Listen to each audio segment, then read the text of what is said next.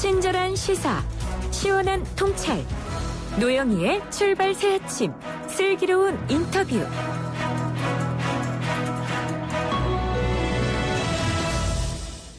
코로나19 관련 첫 국가 자문관으로 우즈베키스탄에 파견되었던 최재욱 고려대 예방의학과 교수가 어제 오후 우즈벡 특별기로 귀국을 했죠. 당초 2주간 머물기로 예정을 했었는데 우즈벡 정부의 요청으로 2주를 더 연장하고 오셨습니다. 총 4주간의 우즈벡 자문 활동에 대해서 여쭤보는데요. 최재욱 고려대 예방의학과 교수 연결돼 있습니다. 교수님 안녕하세요. 네, 안녕하세요. 네, 우선 대한민국을 대표해서 국가 자문관으로 다녀오신 점 정말 수고와 감사의 인사를 함께 전해드리는데요. 어제 귀국하시고 채 하루가 지나지 않아서 좀 힘드시긴 하겠지만, 자, 어떻게 보내고 계십니까? 오시자마자? 예. 바로 공항에서 나와서 이제 시설 격리 시설로 들어갔고요. 지금 집에는 아직 못 갔습니다. 네. 그렇게 됐습니다. 지금 자가 격리를 그러니까 교수님도 하고 계신 거고, 아직은 댁에도 못 들어가셨다는 거네요. 네네. 지금 코로나19 병의 검사의 양성이 나와서 그런 건 아니고요. 네네. 우선 이제 외국에 나갔다 왔고, 또 제가 또 앞으로 또 어떤 일을 해야 될지 모르니까 우선 검역당국하고 외교부에서 우선 시설 격리시설로 들어가서 코로나 검사를 좀 하고, 그리고 상황을 어떻게 할지 좀 판단해서 보자고 일단 집으로는 가지 말라고 하고요. 지금 시설 격리시설에 인천 근처에 있습니다. 여기서 지금 어젯밤에 저녁 들어와서 오늘 하루 지금 맞이하고 있습니다. 네, 그렇군요. 사실 교수님께서는 4주간 우즈벡에서 예방 감염 분야의 자문을 하셨고요. 예. 한국 방역 전문가로서 항공편을 제공받아서 교민 200명하고 함께 지금 귀국하신 걸 보는데 어떻게 이 교수님께서 이 우즈베키스탄에 파견을 가시게 된 겁니까? 예. 우즈벡 정부가 한국 정부에 공식적으로 요청을 했고요. 네.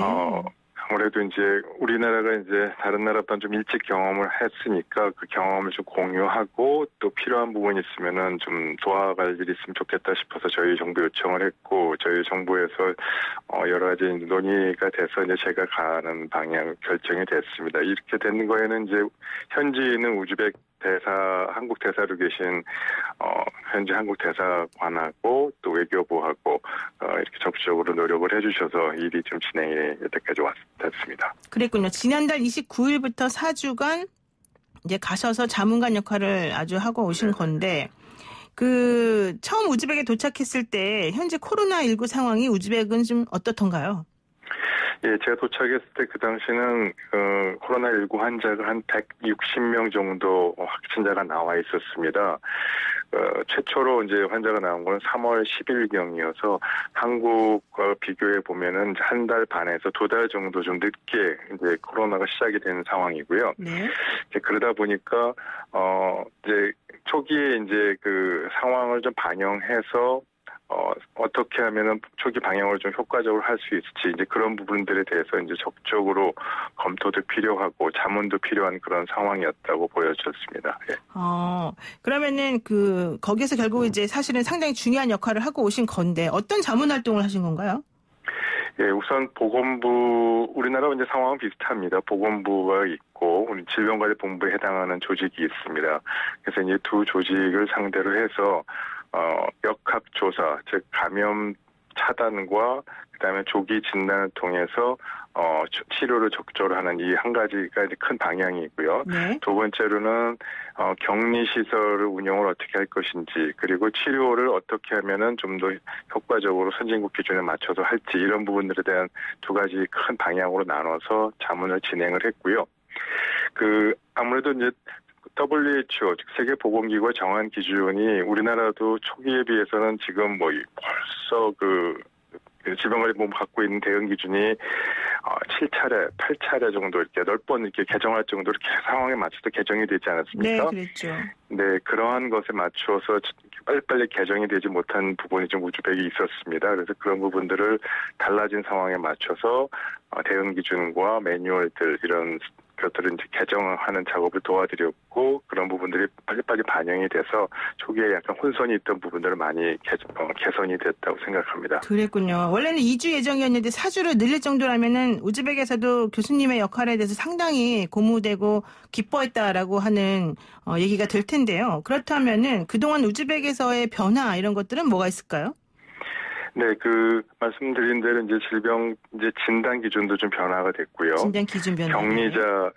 격리자를 어디까지 할 범위를 정할 것인지 그런 격리자 진단 기준도 변화가 좀 됐고, 역학조사에 관련된 방향도 이런 부분들도, 우리나라의 경험을 좀 맞추어서, 많이 개선이 됐습니다. 그래서, 좀 불필요했던 부분, 혹은 너무 약하게 해서 좀 초기에 환자 좀 찾아내지 못했던 부분들은 많이 개선이 됐고요. 대표적인 게 역학조사를 처음에 가서 접촉자 판단하는 게 좀 어려웠던 모양입니다. 그래서 그런 부분들이 초기에는 역학조사관만 갔었는데 지금은 역학조사관하고 현지 경찰이 같이 2인이 같이 가면서 조사들이 되면서 좀 빨리빨리 진행이 되고 역학조사가 좀 정확하게 되는 그런 부분들이 예전 구체적인 그런 어떤 방향들이라고도 볼 수 있겠습니다. 네, 진단 기준을 변화하게 했고 격리자의 범위 같은 것들을 특정을 해서 좀 효과적으로 이 코로나19에 대응할 수 있도록 했다는 얘기인데요.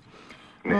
지금 얘기를 들어보니까는 최 교수님께서는 총리와 장관의 근접 자문 역할을 수행을 했고요. 또 우즈베키스탄에서 매일 대국민 브리핑을 직접 하신 걸로 얘기가 나와요.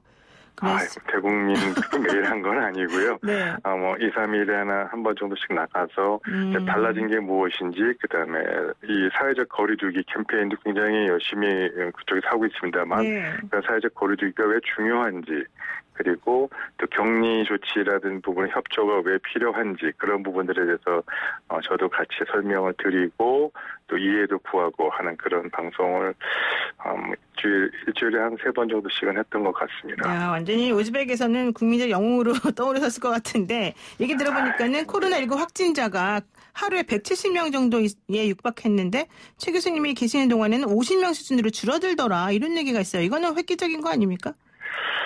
지금은 이제 확진자 숫자가 지금 누적해서 한 1,800명, 1,900명 사이 어제 하루 어떻게 된지 모르겠네요. 네. 그 정도면 되는데 당초 많은 전문가들이 예측했을 때는 우즈베키스탄에서 환자 누적 확진자가 10,000명은 넘을 것 같다라고 우려를 했었습니다. 네. 그런데 지금 한 2,000명 정도 수준으로 이렇게 잘 관리가 되고 있고 숫자도 한 40명, 50명 정도 이렇게 매일 신규 발생 환자가 많이 좀 줄여서 아직 안심할 단계는 아닙니다만 그래도 조금은 안정된 상황으로 지금 됐다라고 좀 보여집니다. 네, 우즈벡 내부의 반응은 어떻습니까?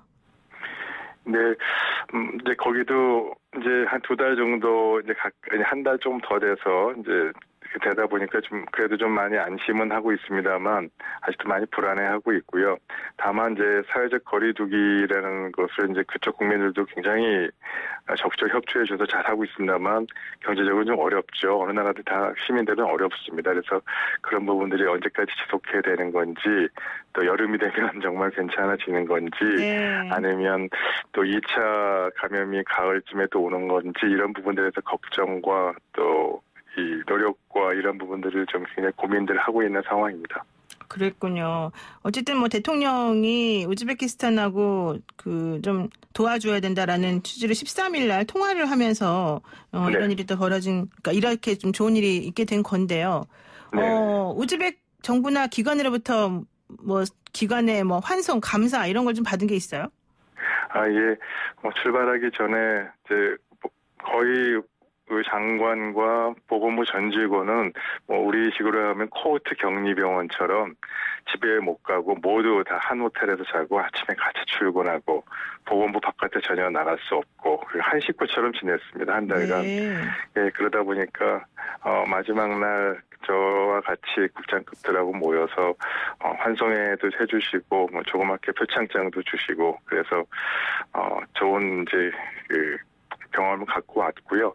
앞으로도 제가 여기 있는 동안에도 매주 고정적으로 비디오 컨퍼런스 화상회의를 통해서 필요한 교조 자문도 계속 하기로 했고요. 네. 가능하면 도와드릴 수 있고 또 저희도 거꾸로 경험을 공유할 수 있는 부분이 있으면 같이 계속적으로 이어나가기로 했습니다. 네, 그랬군요. 사실 이제 코로나 사태를 겪으면서 전 세계가 우리나라의 방역 체계라던가 이 신속한 대응에 대해서 다들 박수를 보내고 있는 상황인데 이것 때문에 우리나라 의료진들이 얼마나 우수했는지를 또 한번 세계에 떨치는 계기가 된 것 같습니다. 이번에 교수님께서 타고 오신 비행기가 우즈벡으로 돌아갈 때 한국 정부가 선물을 줬다고 얘기 들었습니다. 뭐 인도적 지원 차원에서 진단 키트도 주고 그랬다면서요? 예. 뭐, 이것뿐만이 사실 뭐, 다양한 한국국제협력단 코이카 또 외교부에서 중심이 돼서 이제, 방역 물품도 지원하고 하는데, 이번에는 특히 진단 키트가 실려서 가게 됐고요. 네. 또 그 외에도, 이 임상, 전문가, 즉, 중환자의학 전문가 한 분이 다시 2주간 예정으로 또 대신에 오고 난 다음 그 자리를 비워서 또 같이 가셨습니다. 그래서 계속적으로 서로 양국 간에 이런 코로나19에 대한 경험을 공유하고 같이 지원하는 이런 협력은 계속적으로 이루어질 거라고 봅니다. 네, 교수님이 사실 이런 민간 외교를 펼치는 상황에서 우즈벡도 우리에 대해서 고맙다는 취지로 뭐 기업들, 우리나라 기업들에 대해서는 특별 입국 제한 조치 이제 완화시키고 뭐 임시항공편 운항해주고 여러 가지로 참 서로 간에 좋은 일을 많이 한 것 같습니다.